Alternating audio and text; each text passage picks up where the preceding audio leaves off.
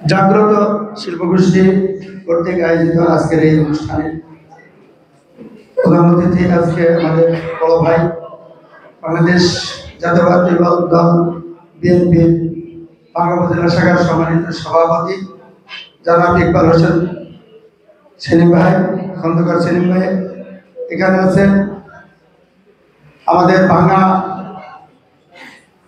Office তথা আমাদের উপজেলা বিশেষ সামনে সংলগ্ন যে মসজিদ, সেই মসজিদের সম্মানিত ইমাম এবং খতিব, মঞ্চে উপবিষ্ট অন্যান্য অতিথিবৃন্দ, আমার সামনে উপবিষ্ট জাতির বিবেক সাংবাদিক বন্ধুগণ এবং সুধীবৃন্দ, আসসালামু আলাইকুম। আমরা এখানে আজকে যে একটি সুন্দর অনুষ্ঠান, ভাঙা বলতে গেলে ব্যতিক্রম একটি অনুষ্ঠান।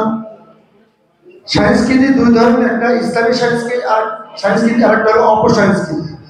এই জন্য আমাদেরকে ইসলামী সংস্কৃতির মূল্যবোধে আমাদের ইসলামিক তাহাজ্জুদ, তামাদ্দুন এগুলোকে লালন করতে হবে।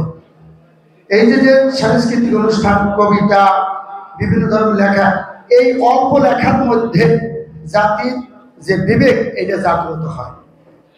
নামটা সুন্দর হয়েছে, জাগ্রত শিল্পগোষ্ঠী, না? হ্যাঁ, আলহামদুলিল্লাহ।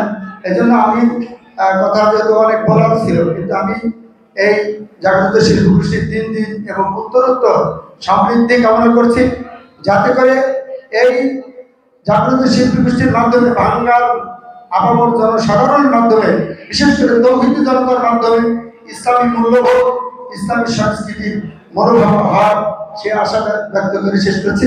আসসালামু আলাইকুম ওয়া রাহমাতুল্লাহি ওয়া বারাকাতুহু।